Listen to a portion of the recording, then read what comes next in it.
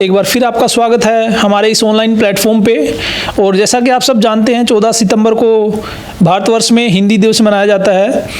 और इस हिंदी दिवस की पूर्व संध्या पे आज मेरे साथ खास शख्सियत मौजूद हैं, डॉक्टर सुमेर सिंह यादव जी, जो कि सेवानिवृत्त प्राचार्य बाबा खेतानाथ महिला विद्यापीठ बैरोड। सर बहुत बहुत स्वागत है आपका हमारे इस प्लेटफॉर्म पे। धन्यवाद डॉक्टर साहब, बहुत बहुत आपका। सर सबसे पहले ये चाहूँगा कि आप अपनी हिंदी में सेवाओं के बारे में थोड़ा सा हमारे दर्शकों को बताइएगा, जो आपकी सेवाएं रही है। जैसा कि मैं जानता हूँ कि आप हिंदी के प्रोफेसर रहे, तो उसके बारे में थोड़ा सा और जानना चाहेंगे कि कहाँ कहाँ आपकी सेवाएं रही। Sir please. 1987 से और 2005 तक मैं राजकीय महाविद्यालय अटेली में सेवारत रहा। उसके बाद 2005 से 2018 तक मैं राजकीय स्नातकोत्तर महाविद्यालय नारनौल में प्राध्यापक के पद पर रहा। और उसके बाद मैं बाबा खेतानाथ महिला विद्यापीठ भिटेड़ा निदेशक और प्राचार्य के रूप में जिम्मेवारी का निर्वहन किया। और अब एक सामाजिक दायित्व का निर्वहन करते हुए मैं सामाजिक सेवा में अपने दायित्व का फर्ज अदा कर रहा हूँ। समाज से जो मैंने बहुत कुछ लिया है, उन सब बातों को ध्यानस्थ रखते हुए मैं चाह रहा हूँ कि मेरा धर्म और कर्म है कि बचा हुआ जीवन समाज की सेवा के लिए समर्पित रहे। ऐसी मनोकामना के साथ जीवन यापन कर रहे हैं। आप आए हिंदी दिवस के उपलक्ष्य पर मैं आपका बहुत बहुत दिल की गहराइयों से स्वागत करता हूं। तो यह इस खास दिवस पे हमारे लिए खास मौका है। हिंदी के इतने अनुभवी आदमी से हमें बातचीत करने का मौका मिला हुआ है। और सबसे पहले शुरुआत ये चाहूँगा कि सर, हिंदी दिवस की जब हम बात करते हैं, हर हिंदी प्रेमी के लिए बहुत खास दिन है। तो इस खास दिन का क्या महत्व है, उसके ऊपर आप थोड़ा सा प्रकाश डालिए सर प्लीज़। ये हिंदी दिवस 14 सितंबर को पूरे देश में मनाया जाता है और ये हमारी राष्ट्र की एक पहचान है। हमारा जो देश है उसकी राष्ट्रीय भाषा हिंदी है और हिंदी का प्रचार और प्रसार हर क्षेत्र में हो। हिंदी एक ऐसी भाषा है जो आत्मीयता के भाव को, एक अपनेपन के भाव को पैदा करती है और व्यक्ति को व्यक्ति से जोड़ती है। इस हिंदी भाषा में एक ऐसा भाव है जो एक दूसरे को जोड़ता है। ये हमारी राष्ट्रीय एकता की पहचान है और हम सभी भारतीयों को इस हिंदी दिवस को बड़े ही उत्साह के रूप में, एक प्रेरणा के रूप में मनाना चाहिए। सर, चूँकि मैं तो विज्ञान का विद्यार्थी रहा हूँ और हिंदी भाषा से मुझे विशेष लगाव है और आपसे इस अवसर पे मिलने का मौका मिला, तो मैं चाहूँगा कि आप हिंदी साहित्य के बारे में हमें थोड़ा सा विस्तार से बताएं कि हिंदी साहित्य की क्या क्या विशेषताएं हैं उसके बारे में। और कैसे बहुत से, क्योंकि मेरे साथ बहुत से साथी होंगे जो लिटरेचर से नहीं हैं, साइंस से हैं या कॉमर्स बैकग्राउंड से हैं, तो उनके लिए मैं चाहूँगा कि आप हिंदी साहित्य के बारे में हमें थोड़ा सा जागरूक करें। हिंदी साहित्य में क्या क्या क्लासेस हैं और किस तरीके से हम उसको ले सकते हैं, कहाँ से हम उसको पढ़ सकते हैं, उसके बारे में थोड़ा सा बताइए सर। हिंदी साहित्य के इतिहास को हम 4 भागों में बांटते हैं: आदिकाल, मध्यकाल में भक्तिकाल, रीतिकाल और आधुनिक काल। और हर काल की अपनी अपनी विशेषता है। जब हम इन विशेषताओं को देखते हैं, आधुनिक काल में आप जब उस काल को पढ़ते हैं तो भारतेंदु युग से शुरू होता है। भारतेंदु युग, द्विवेदी युग, छायावाद, प्रगतिवाद, प्रयोगवाद, नई कविता। और जब इनका चिंतन मनन करते हैं तो ये हमारे जो है वर्तमान परिदृश्य के साथ साथ अतीत की जो गौरव गाथा है वो उसका इतिहास भी इनमें संजोया हुआ है। हमारे नवयुवकों को भी इससे प्रेरणा मिलती है। अब भक्ति काल का साहित्य आप पढ़ते हैं तो उसमें एक भक्ति का भाव किस प्रकार से कबीर, शूर, तुलसी, जायसी, मीरा, इन महान विभूतियों ने भक्ति की धारा को किस प्रकार से समाज में प्रसारित किया, इससे एक नई उमंग, नया जोश, नया उत्साह और नई एकता का प्रारूप हमें देखने को मिलता है। इसी तरह से रीतिकाल में भी बहुत से कवि हुए हैं जो रीतिबद्ध, रीति सिद्ध, रीति मुक्त साहित्य से संबंधित केशव जैसे कवि हुए हैं जिन्होंने अपनी रचनाओं की छटा से समाज को एक नया रास्ता दिखाया है। और इसी प्रकार से आदिकाल जब शुरू होता है उसमें चंद्रवरदाई जैसे कवि हुए हैं, उन्होंने अपनी रचनाओं के द्वारा वीर रस का संचार किया है। तो हर काल में आपको अलग अलग प्रेरणा, अलग अलग प्रोत्साहन देखने को मिलेगा जो हमारे लिए बहुत ही प्रासंगिक है। सर, आपने इतने सारे नाम हमें बताए, इतना सारा इसका वर्गीकरण बताया। मैं ये जानना चाहूँगा कि आपका पसंदीदा लेखक हिंदी साहित्य में कौन रहे और उनकी क्या विशेषताएं हैं जो आपको प्रभावित करती हैं? अलग अलग क्षेत्रों में अलग अलग प्रतिभाओं ने अपना लेखन कार्य किया है। जैसे उपन्यास के क्षेत्र में मुंशी प्रेमचंद ने गोदान जैसे उपन्यास के माध्यम से समाज का बहुत सटीक चित्रण किया है।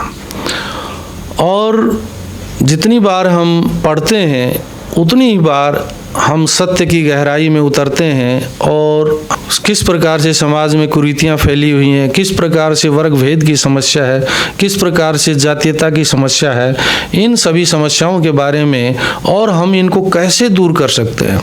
क्षेत्रीयता की, प्रांतीयता की, जातीयता की, आर्थिक विषमता, विपन्नता ये समाज में क्यों बढ़ती है, इन सभी उपन्यासों के माध्यम से इन बातों का वर्णन किया गया है और बहुत ही पढ़ करके पाठक को उससे प्रेरणा मिलती है।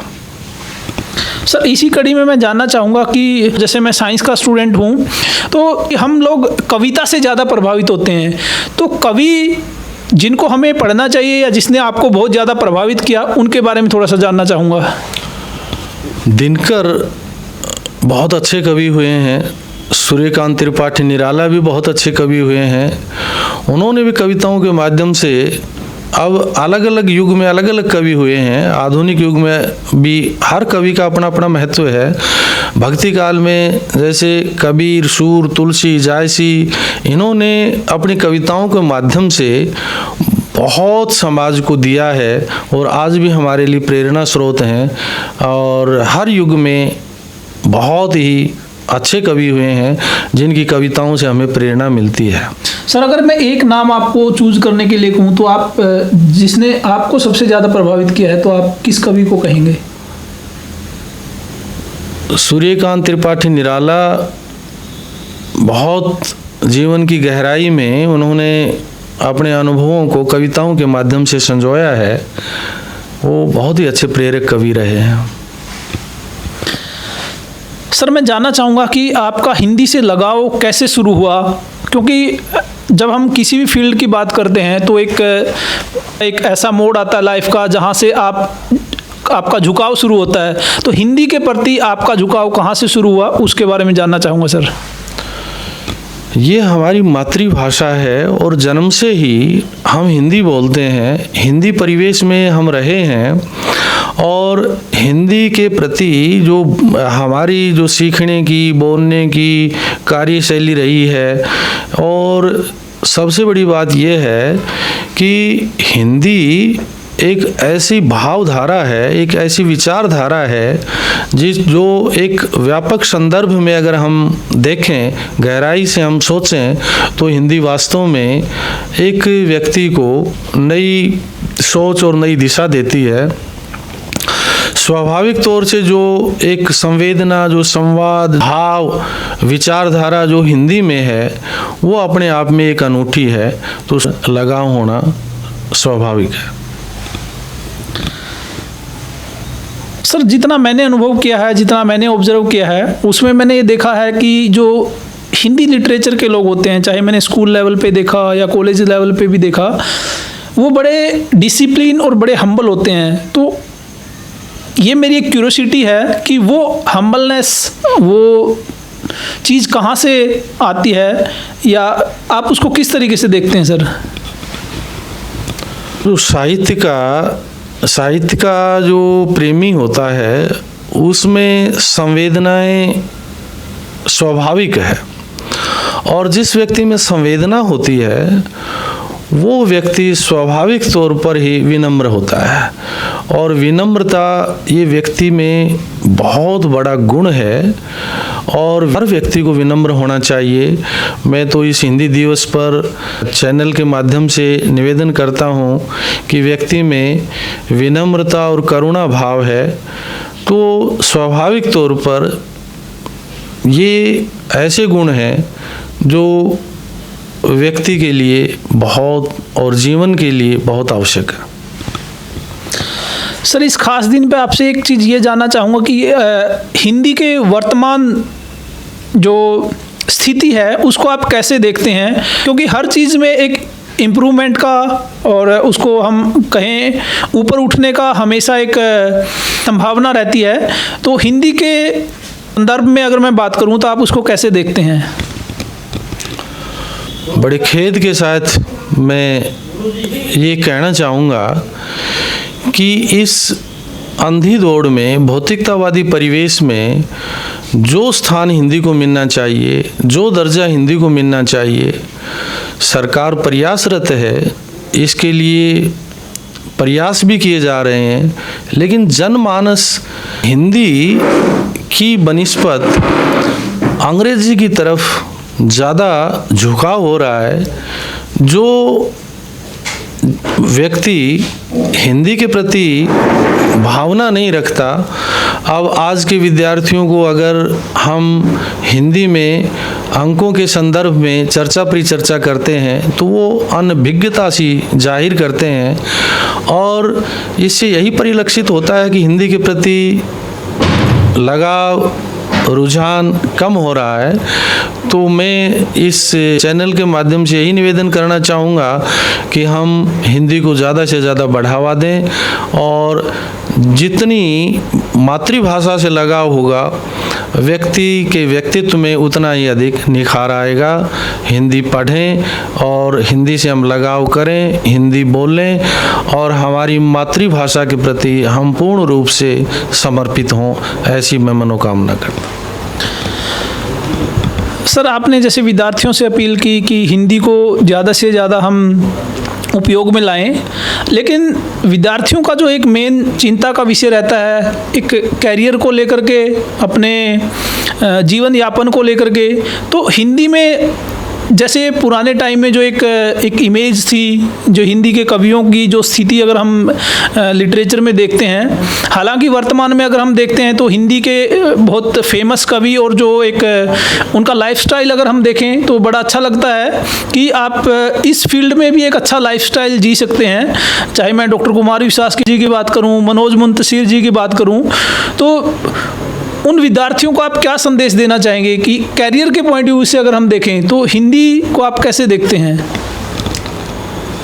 जहाँ तक कैरियर की बात है, हर ऐसा कोई क्षेत्र नहीं है जो मातृभाषा में ट्रांसलेटर का कोर्स है और दूसरे फील्ड हैं जैसे लेखन का कार्य है, काव्य लेखन है, निबंध लेखन है, नाटक है, फीचर है, बहुत से ऐसे क्षेत्र हैं। इन क्षेत्रों में हम काम करके बहुत आगे बढ़ सकते हैं, और यदि आप हिंदी के क्षेत्र में गहन रुचि रखते हैं तो आप एक बहुत उच्च कोटि के कवि बन सकते हैं, लेखक बन सकते हैं, आप पत्रकारिता का कार्य भी कर सकते हैं, और और ट्रांसलेटर होता है, दुभाषी का काम करता है, वो भी आप हिंदी में कर सकते हैं। आप हिंदी शिक्षक भी बन सकते हैं, प्राध्यापक भी बन सकते हैं। हिंदी एक ऐसी भाषा है जो आप में आत्मविश्वास का भाव पैदा करती है, और व्यक्ति में आत्मविश्वास का भाव पैदा हुआ है तो कहीं भी किसी भी क्षेत्र में जाए वो कामयाब अपने आप ही हो जाता है। धन्यवाद सर, आपने बहुत अच्छी बात यहाँ पे जो कही है कि अगर विद्यार्थी की रुचि है वो अपनी रुचि के साथ जाएं। अगर हिंदी में आपकी रुचि है तो ऐसा नहीं है कि आपके लिए कैरियर के कम संभावनाएं हैं। तो जो भी आपका रुचि का क्षेत्र है, और हिंदी की जब हम बात करें तो ये तो भाषा है, भाषा की तो आपको हर जगह ज़रूरत पड़ती है। और जो भाषा आपको आत्मविश्वास देती है, जो भाषा आपको एक अपनापन महसूस करवाती है, और जिसमें आप अपने विचारों को अच्छे से रख सकते हैं, वो आपके लिए डेफिनेटली सबसे अच्छी रहेगी। तो सर, इस खास दिवस पे आप हमारे दर्शकों को क्या संदेश देना चाहेंगे? मैं तो यही कहूँगा कि भाषा भाव अभिव्यक्ति का माध्यम है। इसके साथ साथ भावों की, विचारों की जहाँ एकता होती है, जहाँ भी भावों और विचारों की एकता होती है तो उसमें स्वतः ही एक एकता का भाव पैदा होता है। तो हम सभी को हमारी राष्ट्रीय एकता, हमारी अखंडता, राष्ट्रीय एकता और अखंडता को बनाए रखने के लिए एक भाषा, एक भाव, एक देश, एकता और अखंडता अक्षुण्ण बनी हुई है और बनी रहेगी। और हमारे अंदर किसी प्रकार की कोई वैचारिक जो भिन्नताएं थोड़ी बहुत आती हैं, ये सिर्फ आप गहराई से आप इसका आकलन और मूल्यांकन करोगे तो हमारी जो भाषा है, इस भाषा की जो ही कड़ी कमज़ोर होती है तभी इस प्रकार की विषमता देखने को मिलती है। तो मैं सभी से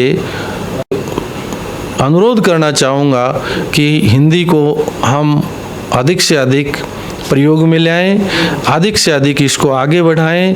जब हमारी भाषा सशक्त होगी, हमारा राष्ट्र सशक्त होगा, हम आगे बढ़ेंगे।